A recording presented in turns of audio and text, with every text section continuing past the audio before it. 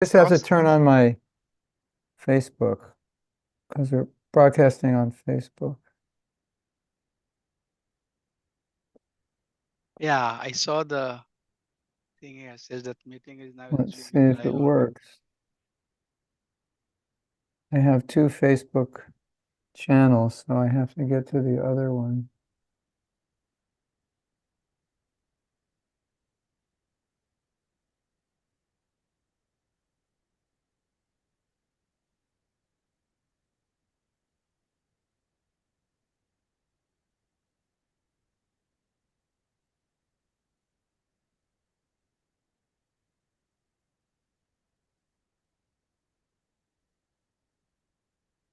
Okay. So we're on Facebook also. So have you ever heard this, because we celebrated Lord Ram, have you ever heard this story about Ram where Hanuman had a benediction that anyone who chanted the name Ram, he would immediately be able to go there. You know this story? Have you ever heard this? Uh, I think it's nice story to hear. So please, there. So he heard this like ordinary person chanting Ram, and he went there, but the person was actually answering the call of nature. He was evacuating, and he was chanting the name of Rama, and that really upset Hanuman. And Hanuman went and kicked this person in the back really hard. Said, "You can't chant the name of Ram, you're evacuating." He was very upset. And then Hanuman went to see Ram, and Ram had pain in his back. And he said, "My dear Lord, what happened to you?" And he said, "Well, you should know. You hit me with your foot in the back." And Hanuman was bewildered. And Lord Ram said, "My name is the same as me. So when you kicked that person who was chanting my name, you were kicking me." Have you ever heard that before? Yes. You have? Yes, I've heard this story. Yeah. It's nice, isn't it? Little different version of it, but yes. Yeah, something like that. Yeah. Yes. Okay. So we're waiting for everyone to come, but I will start, but I will start slow. And my starting slow is I'll give a little background information about this course. And so So, just if you allow, I would like to just little bit introduce you because I think we have a good number of participants now. okay. Do you have the permission to do that? As long as you do it in 5 seconds. 5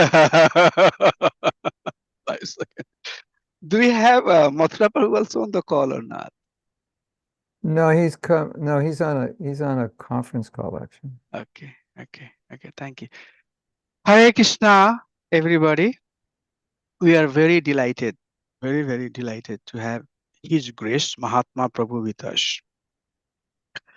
Mahatma Prabhu was born in California, 1950, right after 19 years. I think teenager, maybe coming out of teenage. He met Sri Prabhupada and soon he got his first initiation, second initiation. And right now, Prabhu is serving as initiating a spiritual master. So anybody has more interest to talk along that line, you can talk to him tomorrow onward when we have meeting in person. We were planning to have this meeting, the very first meeting in person. Unfortunately, this weather is so fluctuating that didn't happen. But tomorrow onward, we'll have opportunity to associate in person and talk more, any personal, thing and any guidance that you would seek for. So, Prabhu, as you know, is very famous in our society, and for sure, he's very known for his musical skill, Ginger juice? life live recording on Brahm Samhita and other similar item, but also very, very known for the courses that he has developed, the online seminars, training, teaching materials that he has developed. And over the globe, if you talk any devotee, they would tell you that his seminars and courses are very critical. So it will help devotees to really face the day-to-day challenges and how to tackle with that. So very pertinent, very critical, very applicable types of seminars. And there are many to list, but just to name few, Japa. I'm sure many of you are aware. Prabhu has given so many seminars on Japa, and all of them were extremely liked by devotees. Also seminar on Guru Tattva, humility, vows that we take during marriage. So many critical topics. And we are going to have almost week-long association, and very fortunate to hear on the topic of self-care. I think this is one of the topic that will release a lot. Many devotees gave us feedback that we should hear. We should hear this seminar and learn out of it and apply in our day-to-day life. So we are looking forward to have that beautiful topic discussed over a week period. So every evening we are going to have home program, and I request all of you to come, because one of the requests that was made that the devotees should come consistently for every session so that they can get into the depth of the subject and they can understand the breadth and application of this topic, self-care, in our personal life. So I request all of you, right now we have 38 families watching this Zoom session. So I request all of you to please keep on coming. Tomorrow onward, we are going to meet in person. Prabhu currently resides in Alachua, one of the very famous temple. And if you like to know more about him, he has two web pages, the Sattva Way, the sattwaway.com. Actually, I'll put it in the chat what it is. I think Okay. maybe we didn't properly update it. Okay. And then the second one is mahatmadas.com. That's still, Mahatmadas.com, yeah. You yes. can get, if you go to mahatmadas.com, it'll connect you. Yes. So devotees who are interested to know more about Prabhu, I request you to go to that webpage, mahatmadas.com, and find out more about Prabhu. Thank you so much once again, Mahatma Prabhu, coming here. You're Also, welcome. Mathura Prabhu, you are not hearing, but welcome here in St. Louis. Yeah. Without any delay, I would like you to request and continue from here. Thank you so much, Hare Krishna. Dandot pranams to everybody. Hari Bol. Hari Bol. So if you look in the chat, there's an app address.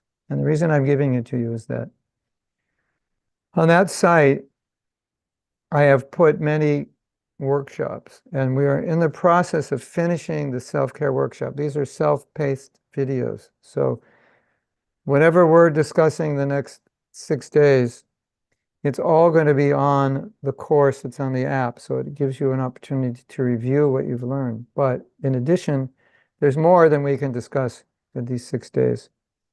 And so that's all going to be on the app. And there's going to be more exercises as well. So if you like this course and you want to go further, or you need to take a japa course, a course on vows, forgiveness, sexual purity, it's all there. So thank you all for coming. It's nice to be here in St. Louis for the first time in my life. I've been to Ukraine, I've been to Germany, I've been to Lithuania, I've been to China, I've been to India, I've been to South America, I've been to Mexico, I've been to Hawaii, but I've never been to St. Louis. Today is the day, the first day I've ever been, a memorable day. So I have a slideshow, which I'd like to share. It'll make it a little easier for us. So I'm going to see if we can share it. And are you seeing it? Yes, it's coming very nice. I have to We make can it big. see it. I want to make it bigger. That's better. Okay. So I'm going to read from the slideshow and maybe go in and out. So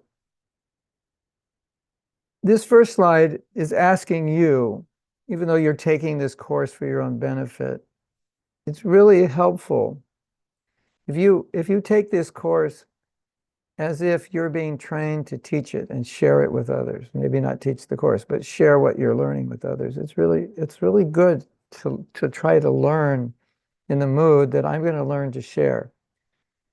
But not only is it good to learn in that mood, there are many, many devotees who aren't here that are going to need to learn or can be helped by the material here. So as we go through the course, you're going to see that. And so you'll realize, oh, yeah, it would do well if I share this, some aspects of this course with others. It would help a lot. So you can enter this course kind of in that mood that this is going to be good for me, but it's also going to be good for people I'm trying to help.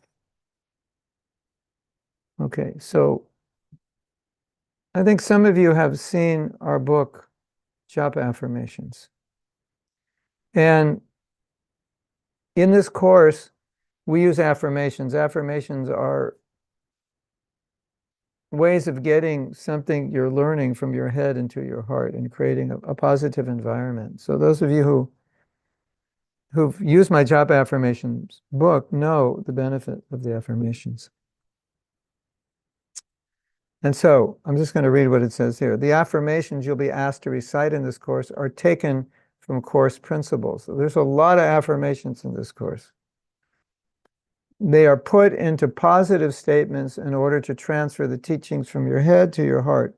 Affirmations have power when you feel the affirmations while you recite them. So the reason this slide is up here is because when we ask you to recite an affirmation, you might say, oh, I don't really feel or I don't really believe that affirmation. Like we have an affirmation, I get to chant, I want to chant, I love to chant. And then somebody's thinking, well, I don't love to chant. But the idea is you say the affirmation as if you do love to chant. And you try to feel that. And it begins to shift your consciousness, your subtle consciousness, your gross consciousness. And it creates a favorable environment in which you can process what you're learning. And anyway, you'll see as we go through the affirmations, you'll understand what I'm talking about. But the point is, when we say them, you want to say them as if you actually believe them, as if you're actually feeling them and believing them, because that's how they work. And there have been a lot of skeptics who weren't like sold that affirmations are something that's useful or bona fide. But after we came out with the Japa Affirmations book, the people saw that affirmations are very powerful in creating a favorable internal environment with our own consciousness, our own mind. So it's kind of like talking to your mind.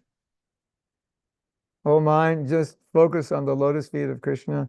And then the affirmation would be, I focus on the lotus feet of Krishna. So it's like you're circumventing your mind by just stating something positive. You're not even pleading to your mind. You're just saying to your mind, this is what I'm doing. This is how I feel. Isn't that interesting? So it's in our line to counsel and coach yourself. And that's affirmations that have that power. Okay, so we have on the full course, we have 16 sections. Usually in the shorter course, we may only get through like 6 or so. But if you take the whole course online, you go through 16 sessions. And we're developing a teacher training course for those who want to teach this course that you can get certified. So everywhere around the world, people will be teaching it.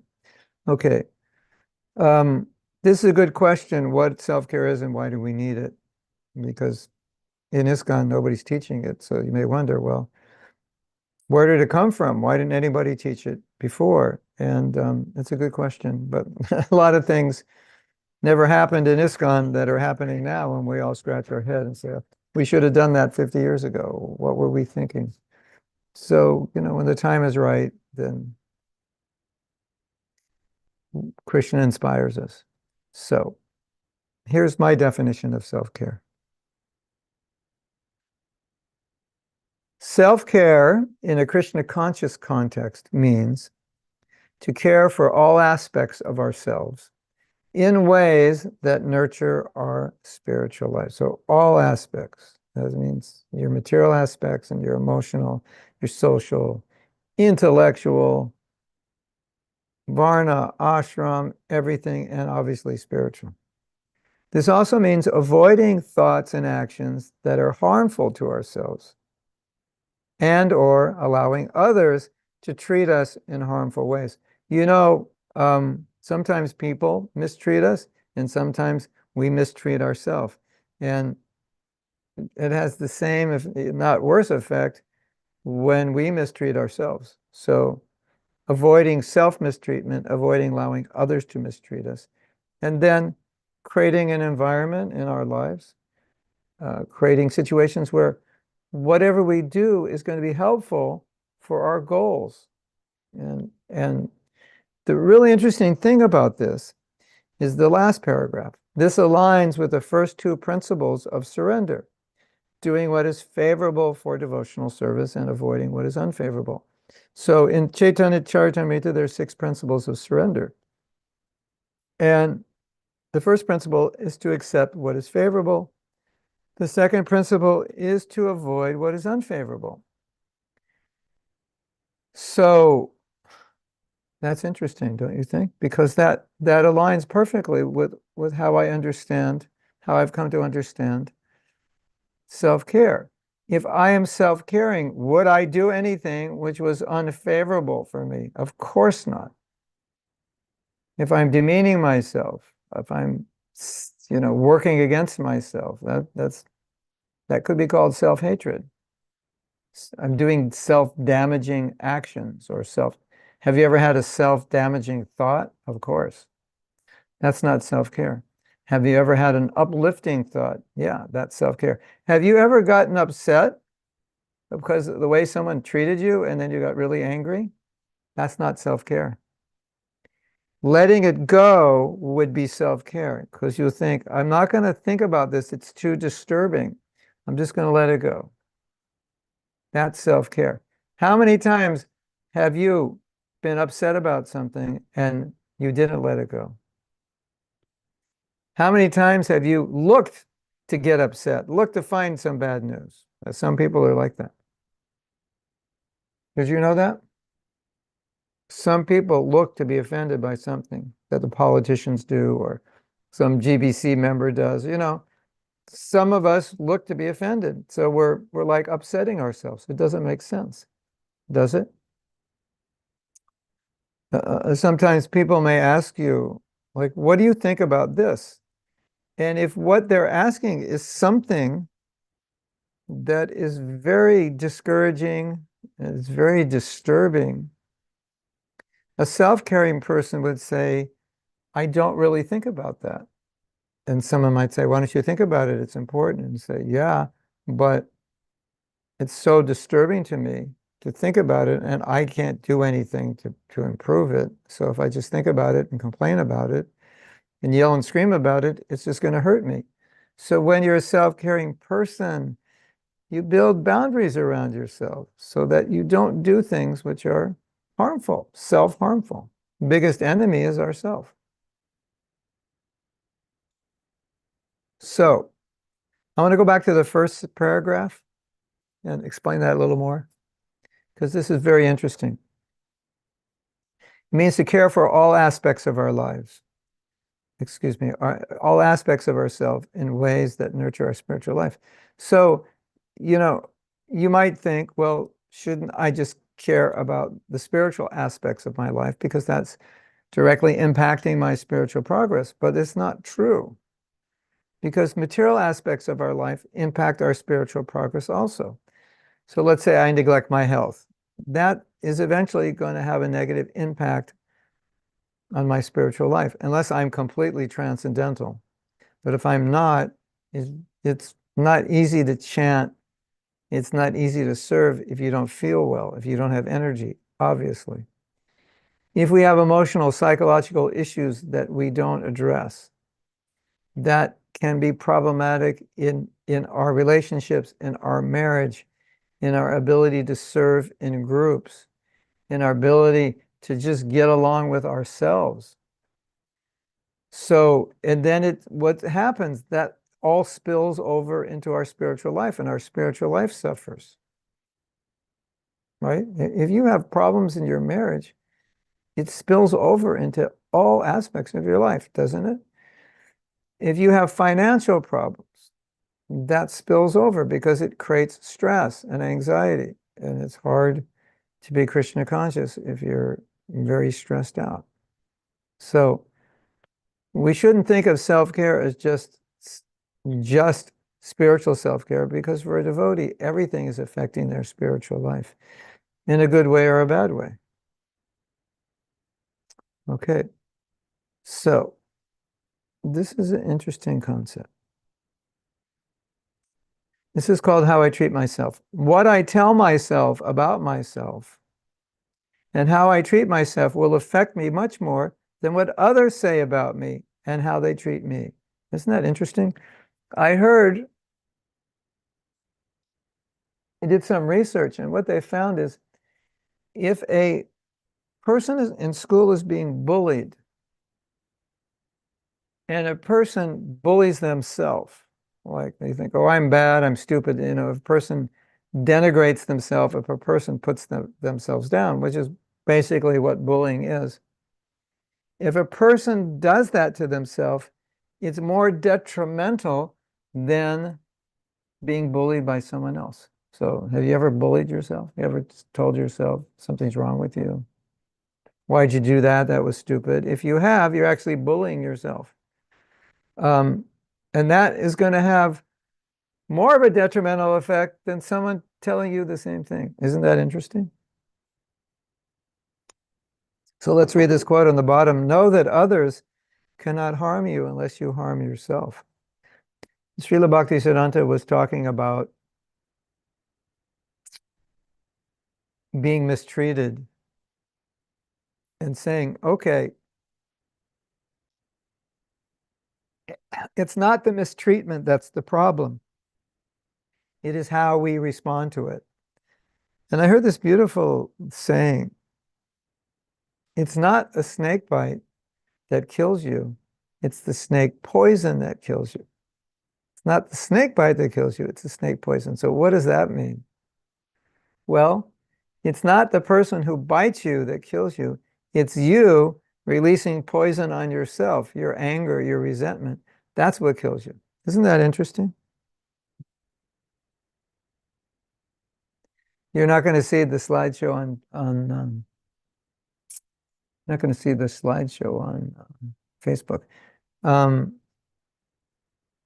can you put um, the Zoom address in the chat?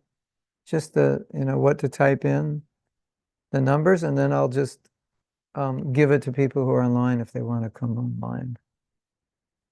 Can you do that, Ramacharya? Yes, I'm doing it, Prabhu, right now. I'll Okay, just post it in the so all chat. of you who are on Facebook, if you want to come onto the Zoom and see the slideshow.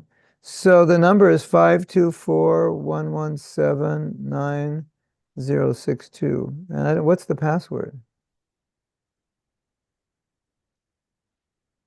I'm going to say that again. So 343171. I'm going to say that again slow. 524.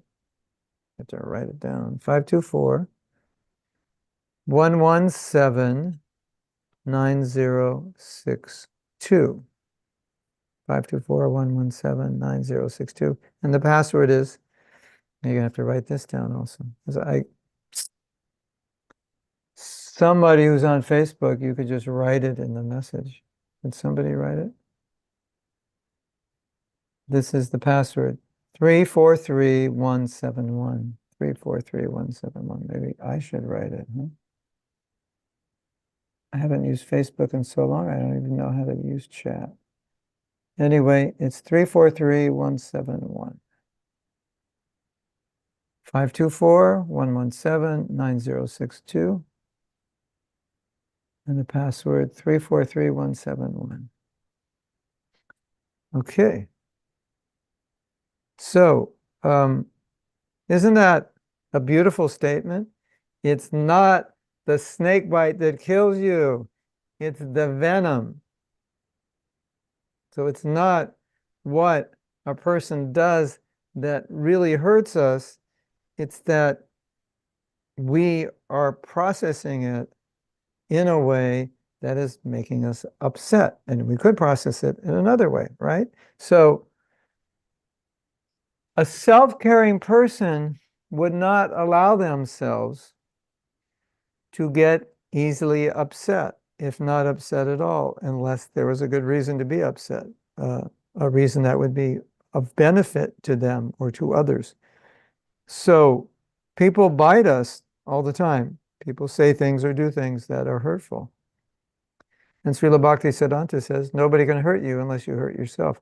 They can bite you, but it's you who releases the poison, not them. Isn't that interesting? So we're getting it now. We're getting a little bit of idea what it means to be self-caring, that we care about how we process things. So we want to process things in a way that's not harmful. So maybe when we're hurt, when we're in a difficult situation, we start thinking, how can I deal with this in a way that is going to help me, uplift me, and not disturb or destroy me? Okay, so we'll continue. So I want to read to you. Yeah, this is interesting. I'll just read this. Devotee care equals self-care. When we speak about compassionately and lovingly caring for devotees, everyone appreciates this idea. But when we speak about compassionately and lovingly caring for ourselves, some devotees wonder whether this is actually part of our philosophy or whether it is some secular psychology, because we're meant to be selfless. So if we start talking about caring for ourselves, some devotees think maybe that's not what we're supposed to do. Maybe it's not right.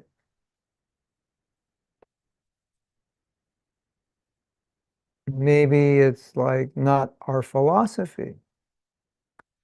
In this course, we'll discover how self-care, self-love, self-compassion, and self-acceptance are fundamental to our philosophy and spiritual practice, that self-care is within our philosophy. The teachings are there. And what I think is really important to understand is that the way our books are written, they're not written as practical guides to anything per se. And it's like you have to put the dots together to extract processes and understand how it's practical. They're not written that way. It's not the Bhagavatam first canto isn't like 10 steps to this. Then the second canto is 5 steps to letting go. The next one is 6 steps to a good marriage. It's not like that. So that's why sometimes devotees think, well, where's the self-care? What verse? Where is it? I don't see it. But, let me ask you a question. When you chant japa every morning, what are you doing? You're being really selfish, aren't you? I mean, you're just chanting japa. You're not doing anything for anybody, right? You're just taking care of your own spiritual life, right? Now I could say, oh, that is so selfish. All you care about is yourself. And you'll say, no, I'm doing this on the order of my guru. And I'm doing this so that I'm developed the power, empowerment and compassion and desire to serve others. It's not selfish, but I have to do it for myself, right? So sadhana is very self-caring, isn't it? It's just really about purifying ourselves. But that self-caring naturally expands, right? So it's a devotee can be selfish, but never selfish. He can be selfish, but he's never selfish because his selfishness is only to maintain himself so he can better serve, right? So, um, so here's what's so interesting, I find so interesting. Like I said, if we say devotee care, everyone's, yes, devotee care. We should have a devotee care department at every temple. And then you say self-care, and then someone says, or many people say, where is that? So I had some fun with this idea in the next slides, and I think you will appreciate this. So this is the devotee care mission statement. I'm going to read this. This is taken off the devotee care website. We strive to care for the spiritual, emotional, physical, and social well-being of the devotees of ISKCON. We want devotees to be encouraged, inspired, and empowered to be happy and make progress in Krishna consciousness, and thus be enthused to expand Srila Prabhupada's mission. That's beautiful, right? We want to help devotees. What does it say? We want to care for devotees' spiritual lives, emotional lives, physical lives, and social well-being, social lives. Why? Because we want devotees to be encouraged, inspired, and empowered. Facilitated, help them to be happy. And so in this inspired state, they can help others. Now, here's the fun, my dear devotees. I took this same statement and I made up a devotee self-care mission statement from this statement. So I'm going to read it. It is really interesting. It's really interesting to compare them both. I strive to care for my spiritual, emotional, physical, and social well-being in order that I can be well situated, inspired, and happy in Krishna consciousness and motivated to expand Srila Prabhupada's mission. So what did I do? I just took out, we strive to help devotees, and replaced it with, I strive to help to care for myself. So in case you didn't notice, you're a devotee. Therefore, if you care for yourself, you're doing devotee care, right?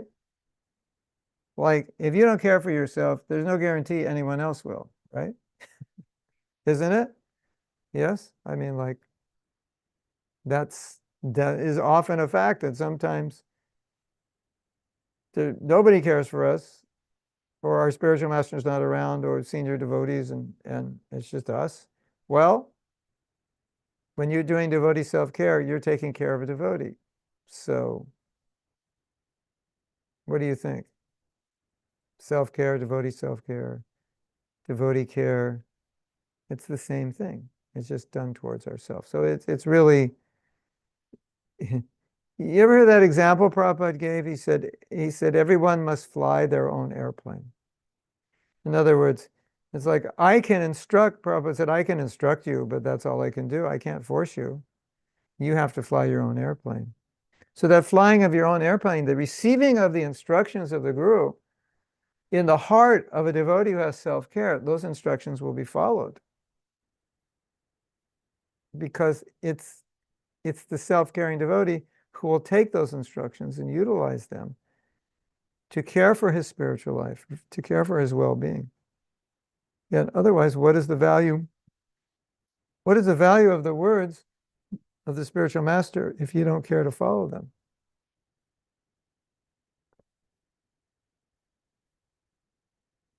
Hmm.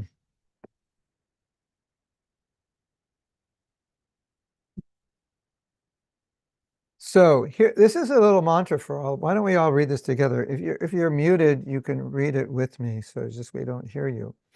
And this can be a little bit like an affirmation. So let's read it together. I strive to care for my I strive to spiritual. care for my Turn off your, Gopishwar, turn off your mic. Everyone has to turn their mic off because it'll be cacophony if we don't. Okay, let's say it together. I strive to care for my spiritual, emotional, physical, and social well-being in order that I can be well situated, inspired, and happy in Krishna consciousness, and motivated to expand Srila Prabhupada's mission. Sound good? Sounds good to me. Okay, we're going to go till 9 o'clock Central Time, 10 o'clock Eastern Time, and who knows what time it is in the other part of the world. If you're in Europe and you're up, it's late in the morning, or you got up very early. Okay. This slide is entitled Self-Sacrifice is Not Self-Neglect. We make many personal sacrifices to serve. But devotional service does not mean that we sacrifice our material or spiritual well-being in the name of surrender. Surrender and self-sacrifice are not synonyms for self-neglect. So I thought it was necessary that we don't destroy ourselves in the name of self-sacrifice and surrender. We don't burn ourselves out. You know, it's like, I think when I was a young devotee, you want to hear something? This is like the secret history of the Hare Krishna movement. San Francisco, 1970, Rath Yatra. Right? It should take about 2 months to prepare well for a Rath Yatra, that's like the only Rath Yatra in ISKCON. That was like, I don't know, at least 10,000 people were in the parade, or 15. And they didn't have the cart. They assembled and deassembled the cart. Just deassembled, is that a word? They assembled and disassembled. Yeah, disassembled. It's late at night. I forgot how to speak English now. Disassembled. They assembled and disassembled the cart. So it's a big thing to build a cart, right? And their program was they would prepare the whole Rath Yatra, everything in 2 weeks, start to finish, right? So the temple president, 3 days before the Rath Yatra, the temple president said, I'm not going to sleep for 3 days. I'm not going to sleep for 3 days. I'm not going to sleep for 3 days, and I'm just going to stay up and work 24/7 around the clock. And so, you know, if you don't sleep for 3 days and you're not like very transcendental, what happens? At a certain point, you just crash, you get sick, and it takes days to recuperate, right? So the mood was like burn out in Krishna service. Let's like sacrifice everything, you know, sacrifice your health, sacrifice any personal convenience whatsoever. Just, you know, so it's like we thought surrender was like burn yourself out. And a lot of people burned out and left bhakti because they burned out. So, like Rita Anandamaharaj once said, he said, surrender doesn't mean to surrender your intelligence, like to not use your intelligence. So we have a little mantra on the bottom. I don't sacrifice my well-being in the name of surrender. I don't sacrifice my well-being in the name of surrender. Can we say that together? Make sure you're muted and we'll say it together. I don't sacrifice my well-being in the name of surrender. Right? Yeah, that would be a big mistake because then you would be really not good for anybody, right? If you burn yourself out. So, you know, you think, oh, but we're supposed to self-sacrifice. Yeah. Intelligently. Enthusiasm means act intelligently. Good. So, This next slide is entitled The Bad Logic of Self-Neglect. It's a story. I'll just tell you the story. It's more interesting, and I'm just going to get off the slideshow if I can. I can't even get off now. Oh, well. Yeah, I can. Wait. How do I stop sharing? Oh, stop share. Okay. Yes. Okay. So there's the person has an appointment and they're late. So he's accompanied by another associate or worker or whatever. And they've got to go like 60 miles and they got to get there like in an hour. And he's got like, half a gallon of gas. So he rushes off and his friend says, "We need gas." And he says, "I don't have time to get gas." So what happens? He runs out of gas. And then they're caught in the middle of nowhere and they have to go back, find a gas station, get the gas and go back. So he wastes hours and he's late like that. So has that ever happened to you? So, I don't have time for A, B, and C to take care of myself, and then we run out of gas. Has that ever happened to you? If you are a bona fide ISKCON devotee doing service in the Hare Krishna movement, you must have run out of gas sooner or later. Yes? Big time. If you're a brahmachari living in ISKCON pre 2000, you ran out of gas a lot. If you were a brahmachari in ISKCON 1970, you were kind of eternally out of gas. So we were you understand what I'm saying? It's like, I don't you ever get into this like I don't have time to chant my rounds now, I have service. I'll put my rounds off for later. It doesn't work. Prabhu, I'm so busy I don't have time to read. It doesn't work like that. Every time we make that decision to neglect ourselves, our spiritual life suffers and we it's kind of like every time you do something unhealthy, it affects you negatively. Maybe not so noticeably, but it affects you negatively. And over time, your health wears down where it didn't have to. So it's something like that.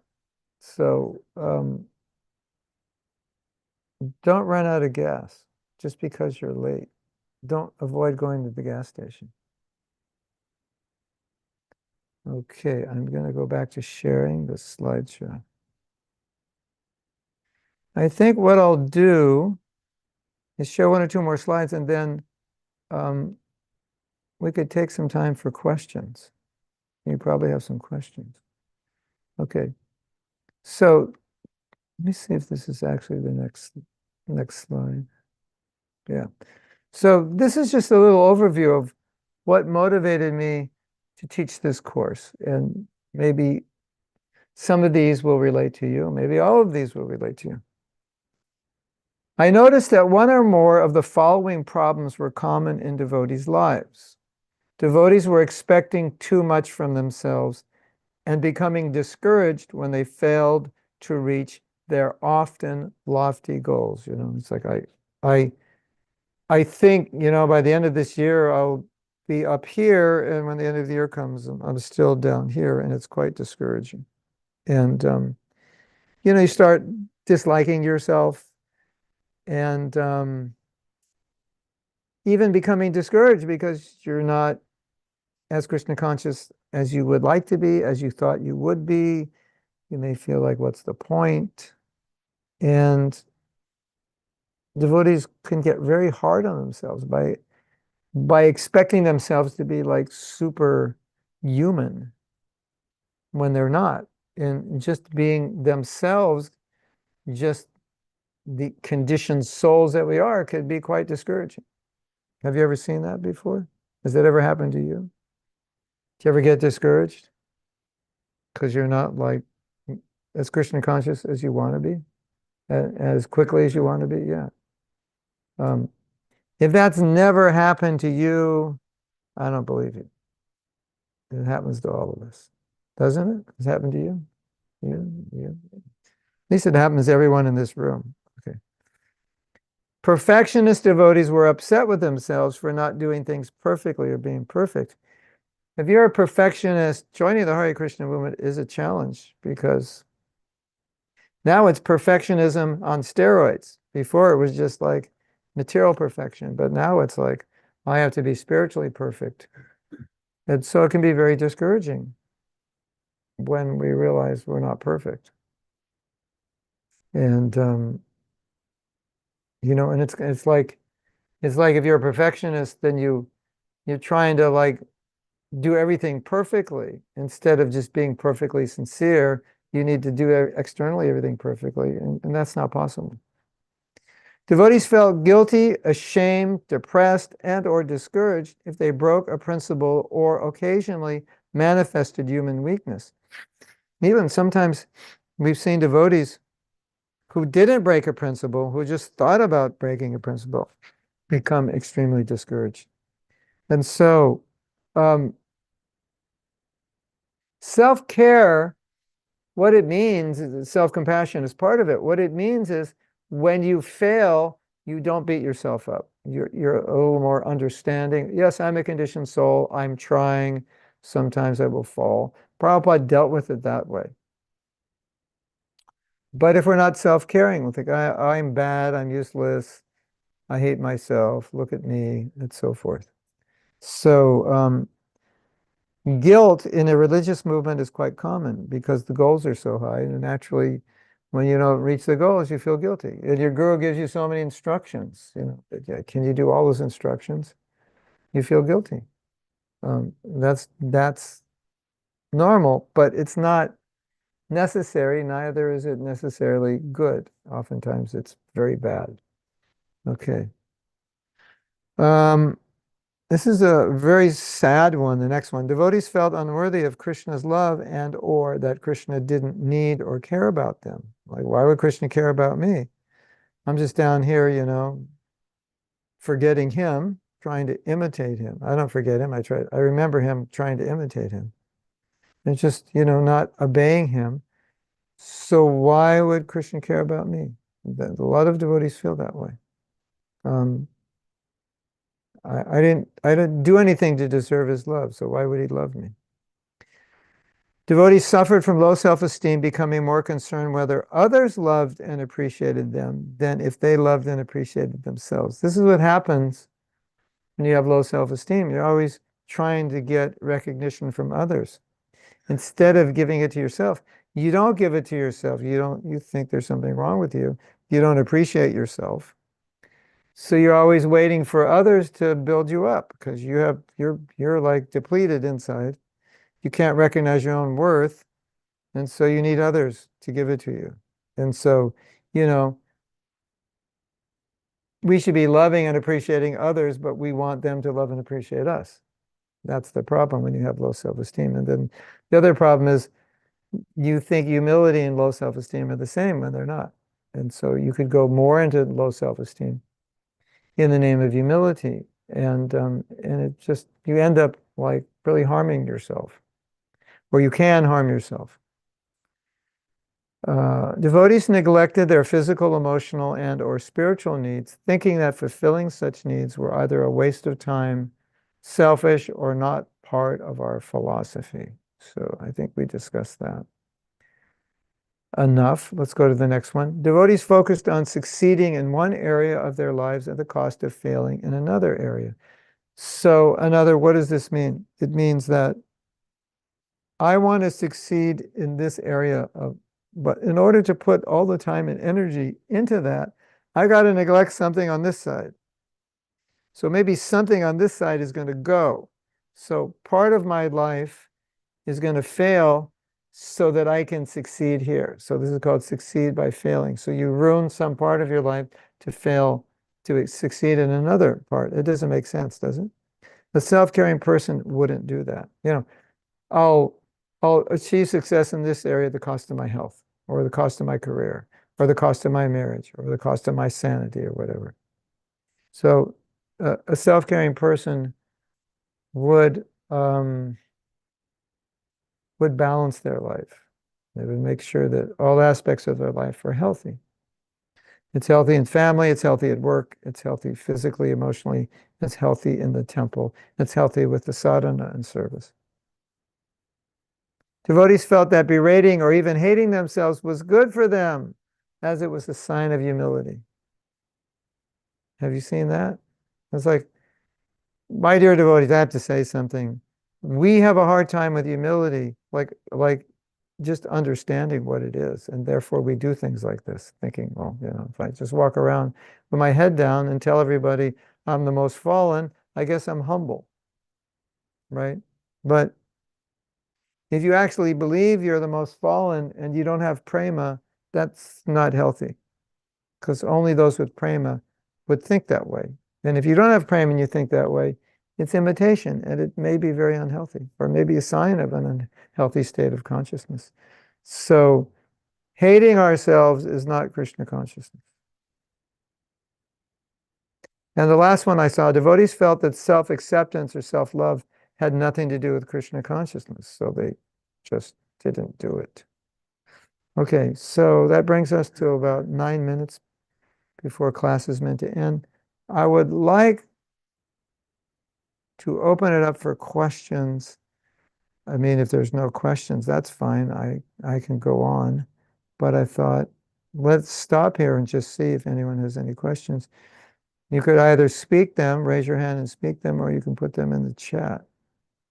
And then we'll see. Hare Yeah. Krishna, I have one question.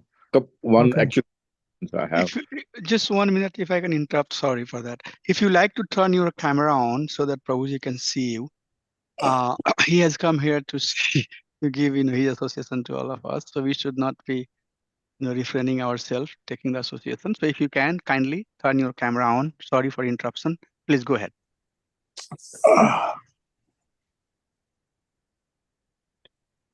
Is self-care, before I turn on my camera, let me just put the question first. Is From self-care, Krishna Prasad. yeah, is self-care and secular psychology, we coined the term secular psychology in one of the slides. Are those the same? Or is there any difference between self-care and secular psychology terms? Well, you can have self-care in the secular psychological world, but it's going to be different from the kind of self-care we're talking about. But I think it's not, you'll see from this class, it's not a secular psychological topic. It's like very much at the heart of Krishna consciousness. It's just that some people misunderstood it to be secular psychology, because words like self-love, self-compassion, self-care, you don't find Prabhupada talking about that, or rare, using those particular words, but he actually talks about it. It's just not those words. So that's where devotees misunderstood. They Okay. said, because, like if you study Buddhist philosophy, there's a lot about self-compassion, not just that you're compassionate to others, but you're compassionate to yourself. So that's just a misunderstanding. And in the secular world, when they talk about self-care, they'll talk about things like de-stressing, doing things that you enjoy, that give you pleasure and happiness, not just like working, work, work, work, work. But so that is a form of self-care, but it doesn't lead to Krishna consciousness. So for us, self-care is housed within a Krishna conscious context. By when a devotee performs self-caring activities, if it's done in the right consciousness in the right way, it just helps them in their spiritual life. Okay, Prabhu, thank you. And one just quick clarification on the same note, Prabhu. How this self-care is going to, is it going to impact the three modes of nature in any way? It's going to impact everything in your life, Yeah, okay. every single thing. And you're going to find out later how that's going to be. Yeah, It'll okay. become obvious. It'll become obvious to you because, well, I'll give you a hint now. If you are struggling with anything, whatever it might be, just I don't want to eat sweets, or I I I want to be kinder, I don't want to get angry, whatever it is, I want to stop criticizing, I want to exercise more. I want to get up earlier. And you ask yourself this question, if I had more self-care, could I do that? The answer is always going to be yes. So it's like, I don't care enough. Well, what don't, it's like, I would exercise, but I don't care enough. So my question would be, who don't you care enough about? If you just say, I don't care, why don't you just say what you mean? I don't care enough about myself. Because when we say, I don't care, it's like, well, it's not like it's an impersonal thing. I don't, you make it impersonal and you just trick yourself. Well, yeah, I don't care that much about exercise and you're not healthy. Why not just say, I don't care enough about myself to do the things that would make me healthy, right? So if you put it in that context, you could see that anything you need to do better or anything you need to detach from or give up is going to be easier if you had this consciousness that this will be good for me and I want to do things which are good for me. That empowers that. All the way to the point where self-care is even recommended for breaking addictions like alcohol and drugs. Because you're destroying yourself through these addictions, right? Mm-hmm. And so if you had more self-love, obviously you would stop destroying yourself. You never would have destroyed yourself in the first place. So it's an interesting and amazing reality of how many things in our lives would improve if we just cared more. Like let all devotees struggle to one degree or another with japa. That's like pretty normal, Even if your japa is good, some days it's not good. Yeah. And Okay. so think about this. If you had more self-care, do you think your japa would be better? Like if, you got up in the morning and said, I really want to go back to Godhead in this lifetime. I think, that's the gift I could give myself in this life. I really want to nurture myself. Do you think that would improve your japa? Of course it would. Yeah. Yes.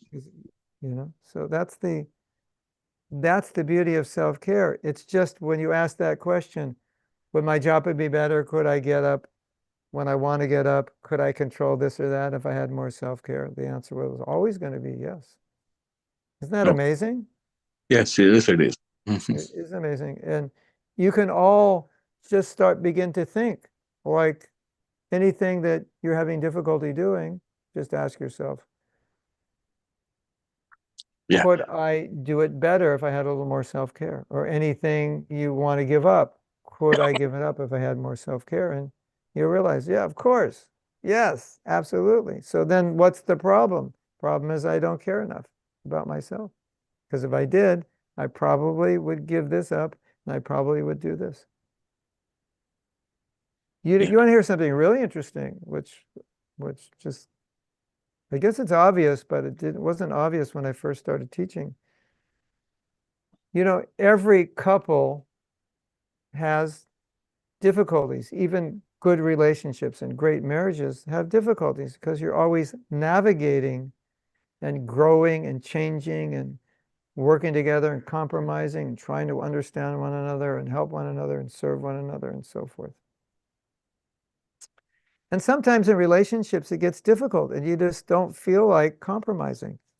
You're just like, I don't want to do that. This is important to me. I don't want to do that for my wife or my husband. Then I began thinking, but if your wife or husband is unhappy, you're unhappy. If you stand your ground in a relationship and the result of standing your ground is it creates a very disturbed environment at home, do you suffer? Yes, of course you do, right?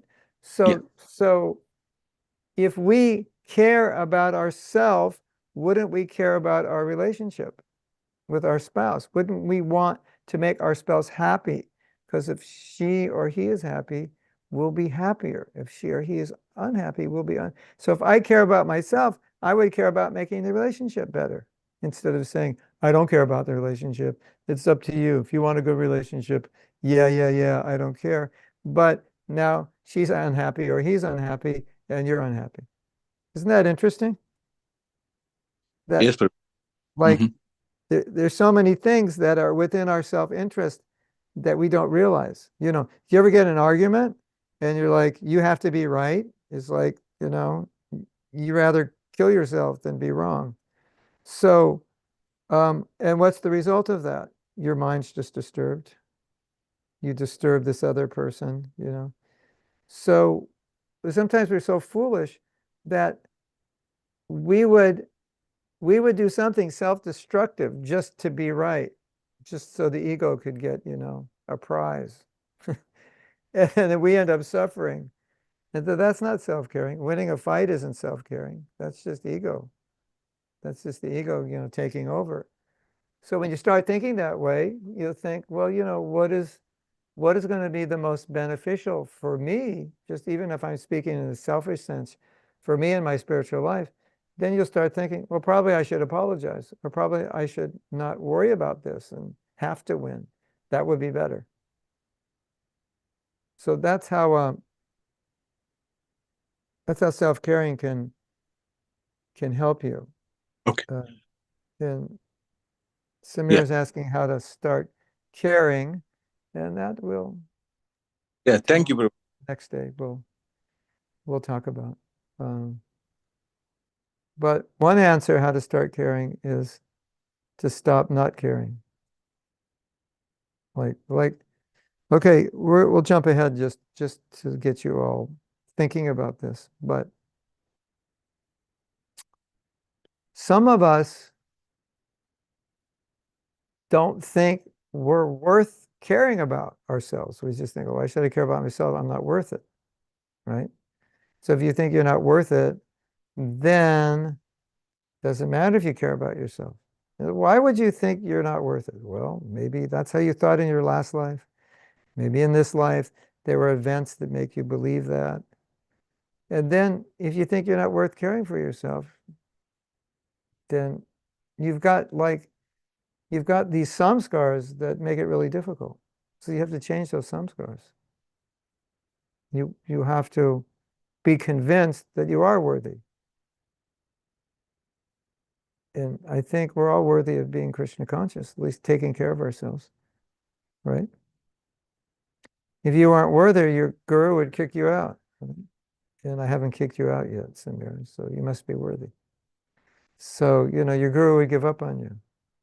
Occasionally, a guru does give up on a disciple who doesn't follow. But if your guru thinks you're worth it, then you might as well think you're worth it also. And once you think you're worth it, that's when the self-care comes in. If you think you're not worth it, then you don't care. We're going to talk about that tomorrow. But all of us, from time to time, have said something like, I know I should do this, but I don't care. Have you ever said that? Yeah, really good if I did this, but I don't really care. Which you're just saying, I don't care about myself. I know I should do this, but I don't really care that much. So you have to get out of that to be self-caring. You can't not care about yourself and be self-caring, obviously, right? So you have to, work through your mind and consciousness so you care about yourself. And, part of the problem is that, like in some cultures, you're taught to care about others and not to care about yourself. That's how you're raised. So now when you talk about self-care, it's like your head gets spun around. It says, I never thought that way. But that's why I was saying, well, just try to understand, what do you think your japa is? That's like self-care in its highest. And what do you do during japa? Who are you serving? Yourself. That's it. You're taking care of yourself. Of course, you're connecting with Krishna as part of that process, but it's really focused on your own well-being. And so there has to be a sufficient degree of focus on our well-being to advance in spiritual life. So then we can serve others, right? So, and so there's nobody who's not worthy of Krishna consciousness. So if any of you think you're not worthy of giving yourself Krishna consciousness, that is a completely erroneous idea. It makes no sense when you think of it in terms of Mahaprabhu giving Krishna consciousness to everyone, then it doesn't make any sense, does it? Like Mahaprabhu is giving it to everyone except Samira. Well, like what verse is that? I haven't read that verse yet. Have you, Simran, read it? No, it doesn't exist, right? So the whole idea of I'm not worthy, okay, I'm not worthy. Who is worthy?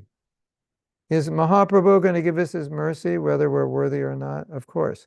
So if he's going to give us his mercy whether we're worthy or not, I guess we're worthy of his mercy, even if we're unworthy of it, but we're worthy of it because he's giving it. So we're unworthily worthy, if that helps you, right? And you cannot make yourself unworthy because Mahaprabhu's giving the mercy. All you could do is not take it, but you can't make yourself unworthy of the mercy because he's giving it. Now, if I'm stupid enough to think I'm not worthy of the mercy, I'm not going to take it, that's my problem. But he's giving it, which means he thinks we're worthy of it, right? So we'll go through this tomorrow, but the whole challenge is to care enough about ourselves and to feel ourselves worthy on some level to be open to do those things which are going to help us come closer to Krishna. And Kalindi has a question. What to do if not having an argument would be detrimental to us one way or another? Yeah, then have the argument. Yeah, it's not having or not having, it's doing what's best. But you all know sometimes there's a situation you should walk away from and you don't, and you regret it later. A more self-caring person would have a self-caring person has clear boundaries. They know where the lines are. They don't step over them because they'll suffer. Okay, we have two hands up, one from iPhone and one from Divya Hemanga. So, Ramacharya, you want to navigate, unmute one of them? They can unmute themselves also if they want to. Okay, So so whoever would like to give the chance, they will unmute. Hare Divya Krishna, Prabhuji. Hemanga has just appeared. Yes. Hare Krishna, Okay. Prabhuji. Tanvat Pranam. Prabhuji, I had one question. You just muted yourself, Divya. Oh, sorry. Yeah. Okay. So I had one question, Prabhuji, regarding the boundaries of the self-care. Yes. So, like as we are in this, this difficult, not even difficult, like this time. So it's very much possible that this self-care can slowly, take us to like the place or the time where we'll get like self, you know, we'll start self, will not say self, but when we do too much self-care, then maybe we start neglecting the service, or we get like, we get a chance to say no for the service or try to like escape. So Oh, yeah. That's a like good what is question. that the thin line in between self-care and trying to escape from the that is it Service, not little bit responsibility. yeah, is it not like it's taking us like too much self-care can take us away from Krishna consciousness or from our service or like that? Yeah. Well, I think the answer is simple. If you truly care for yourself, you would never go away from Krishna consciousness. So the answer is, if you truly care for yourself, you would do those things that would rejuvenate you so you could do service or maybe even more service. So that would be proper self-care. You're caring for yourself in a context which is to help you be a better devotee. So that's why you could never do self-care that would be detrimental, because it's not the reason you're doing it in the first place. It's not like, oh, I'm going to go out and buy a Mercedes Benz. That'll be self-care. And, build a swimming pool in my backyard. That's self-care. And then I'm going to, buy a jet so I can fly anywhere I want. That's self-care. It's not like that. It's like, it's nourishing yourself in a way that's favorable for your bhakti. And, favorable materially also in a way that's favorable for your bhakti. So not self-care that's not favorable. Right? And it's going to be different, Maybe for you, going on a vacation to Florida would just help you, like, de-stress, decompress, and maybe you would chant better rounds. There'll be less on your mind, or you'll be less stressed or something. So someone else may say, well, if I went on a vacation like that, I would just like spend the whole day at Disneyland. And so everybody's different. So you find what works for you, and it may not work for everybody. But if the motive is to increase my spiritual life, then you're in the right context. Then you'll never have a problem. And you do more self-care, it'll just help you serve more. Does that make sense? Yes, Prabhuji, thank you. I have one more little clarification, Prabhuji.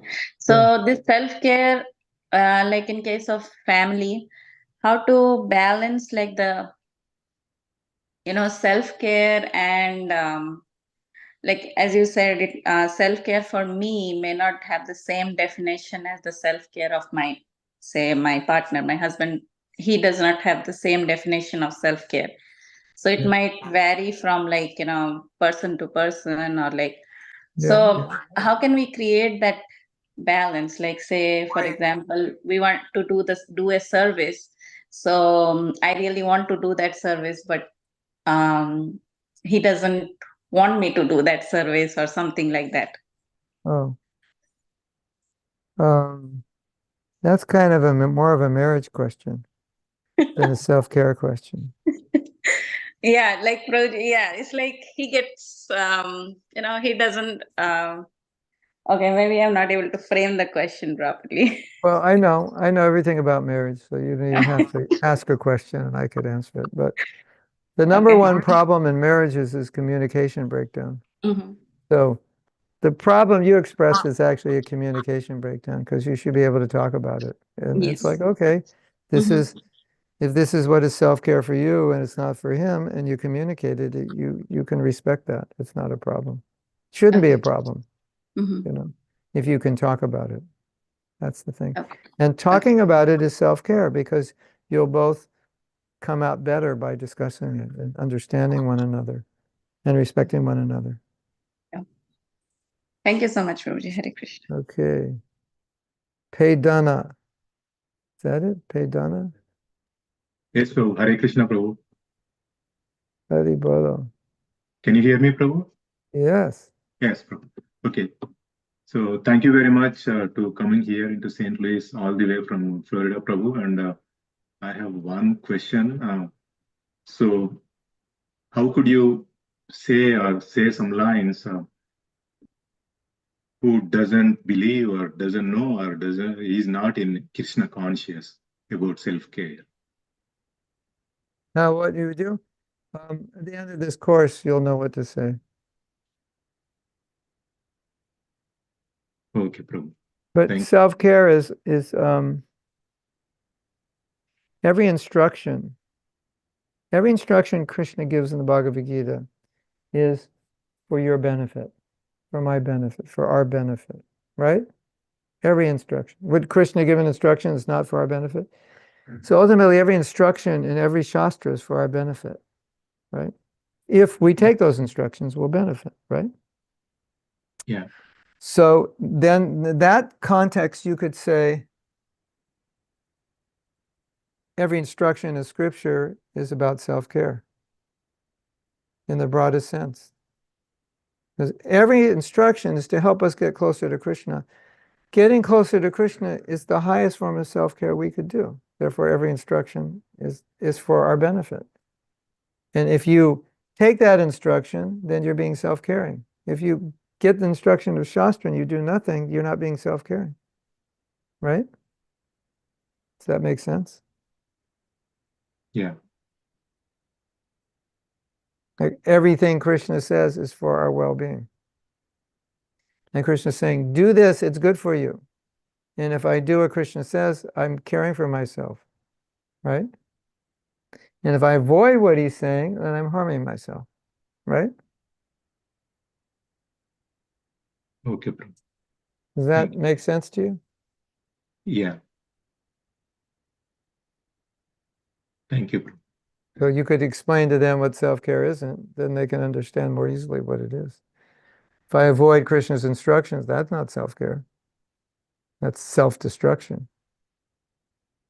And if avoiding his instructions is self-destructive, then following his instructions is self-building. You can call it something else, self-nurturing. Okay, Gopishwar, you're next.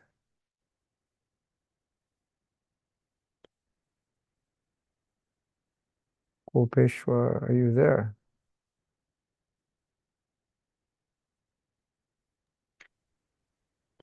He has also posted his question in the chat room, Prabhuji. Okay. We like to look at it. How self-care is not selfishness. How far is this true? 100%. Self-care in a material sense could be selfish. And, if the talks on self-care that I have heard in the secular world definitely border on selfishness. It's all about, but if you're not a devotee, everything's selfish. Even selflessness is selfish. Isn't it? Because it's all about feeling good. And, so devotees are not selfish, right? So if a devotee does something which looks like selfish, the reason they're doing it is so they can serve better, isn't it? Like, oh, yesterday was a Ekadasi, I needed to chant extra rounds. Oh, probably you're so selfish chanting extra rounds. Like, we don't think that way. We think, oh, good, chant extra rounds. That'll help you. You'll be more Krishna conscious. So we maybe unconsciously are saying, yeah, being more Krishna conscious is self-care and it's good. And doing anything that helps you in your Krishna consciousness is caring about yourself, and that's good. So they're not like two different ideas. Like, what if I'm self-caring and I won't be Krishna conscious? What is the meaning of self-care for a devotee? It's to be Krishna conscious. That question is an impossibility. A devotee wouldn't do things that would make them less Krishna conscious. So if they're taking care of themselves, their health, their diet, their job, their ashram, their sadhana, all that, if they're taking care of themselves, devotees aren't selfish. They're only doing that to better serve. So once you're in that context, then you never have to worry about anything being selfish. Doesn't matter what you do. If you made $10 billion, right, what would you do with it? The first thing you do is you fly into Mayapur with a big, suitcase of money. And you go, Yes, here, Prabhu. finish it, in 10 days. It's over. We got everything. And then the next thing you do is you build a temple in St. Louis, and then you could go build one in Cincinnati, and you could go build one in Cleveland, and so because that's your context, that everything is for Krishna. Otherwise, people might say, "Oh yeah, you get $10 billion, just go to your head, you'll become a nasty person, you'll live an extravagant life, you'll become mean." That could be, but generally that wouldn't happen to a devotee, right? Yes. Yeah, you might live a little more extravagantly, but it's not like if he's a good devotee, no. Is that okay? Thank you, Prabhu. Thank you, Prabhu. So, Rukmini Ravana, ¿cómo está? Buenas noches. Hare Krishna. You have to unmute yourself. You're going to speak in Spanish and I'll translate. English, it's okay. It's okay. I'm okay in English. About burning out, Yes. like we see many devotees who burn out. Like I saw, like Tribhuvanat Prabhu and I don't know, maybe Kadampakananda Swami, that they did everything to Krishna until their body was completely finished. Sometimes I have this kind of dream, like, yeah, I want to burn out myself for Krishna too. So like this, I can go back to Godhead. But also, like in between, like, for example, wake up early in the morning, I have to choose, like, do I sleep a little longer or do I wake up early because this is the only time I can chant my rounds? So I'm kind of Yeah, yeah. These are really difficult choices because they're both self-caring. Getting up early is self-caring and sleeping sufficiently is self-caring. So I think if you speak to any older devotee, they will tell you that burning out is not the way. And if they had to do it over again, they would have taken better care of themselves. I'm like 100% sure of that. Now, there may be a few devotees that like are kind of in martyr consciousness, so they want to burn out. And if they could, just burn themselves out and die in Krishna consciousness, that would be their highest ecstasy. So, I don't doubt that there's devotees like that, and I don't doubt that they can do it. But for most devotees, it backfires because you're not doing something that's sustainable. So my analysis after thinking deeply about this is just the word sustainable. That's what you want. You want sustainability over the long run. It's easy to be a devotee for 5, 10 years, but to be a devotee and advancing your whole life, you have to live in a way that's sustainable day after day.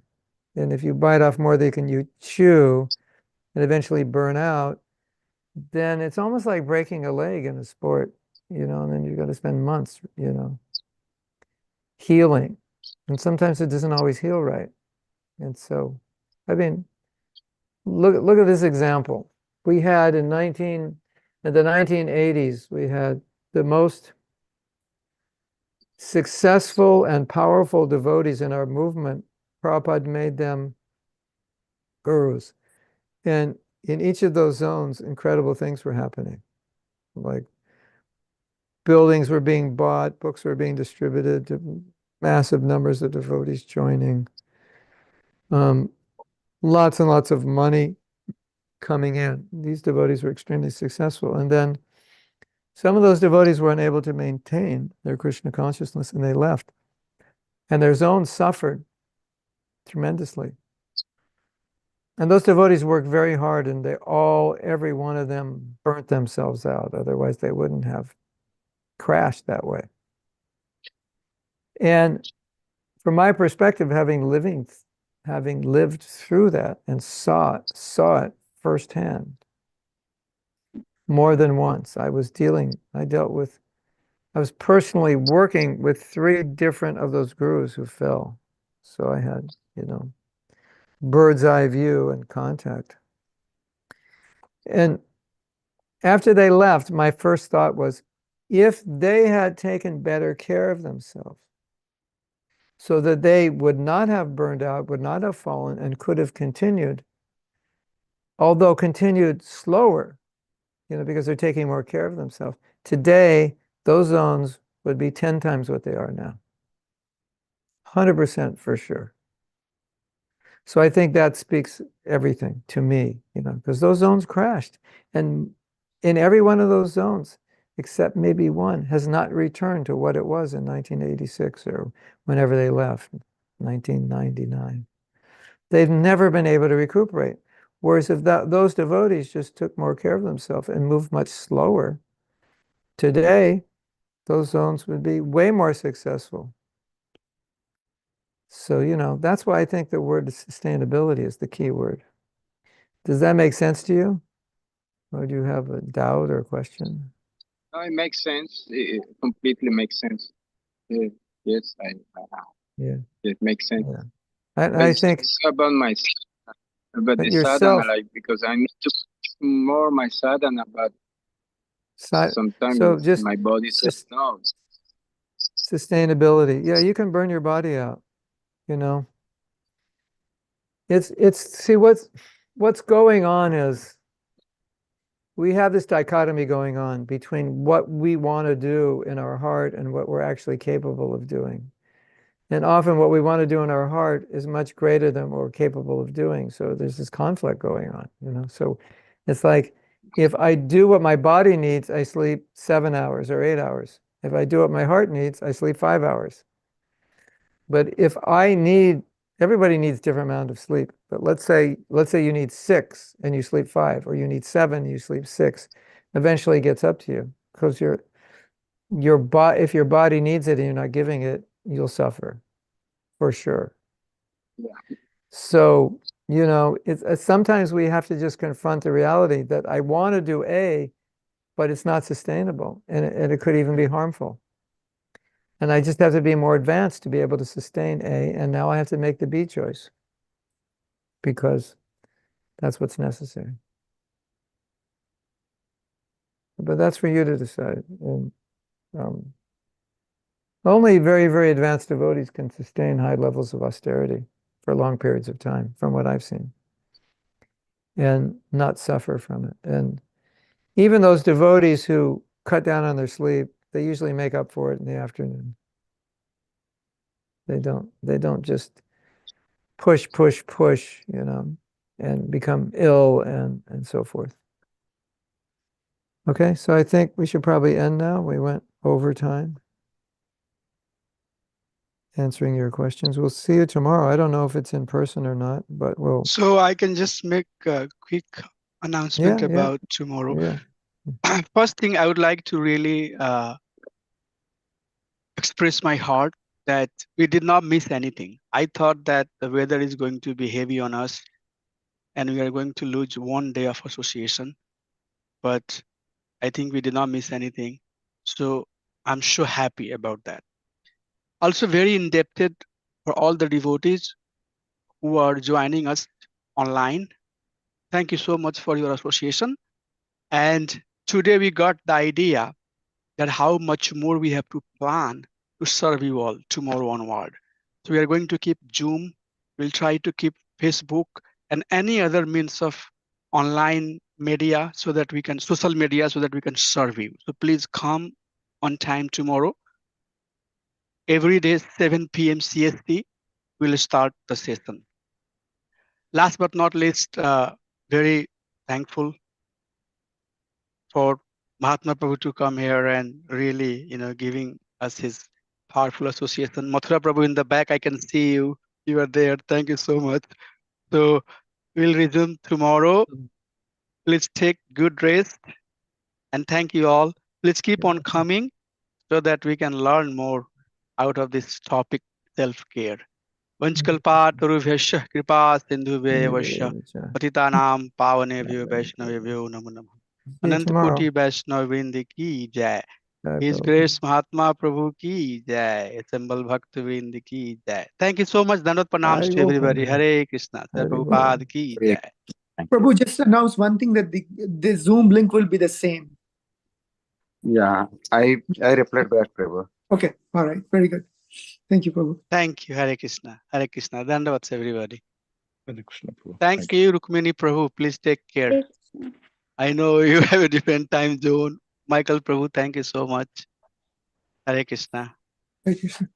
Please also tomorrow write your real name, not the iPhone, anything like that, so that it will be easier for our guests to see who you are.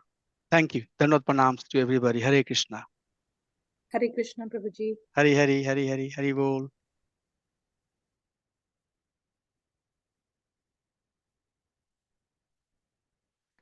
Thank you. Hare Krishna.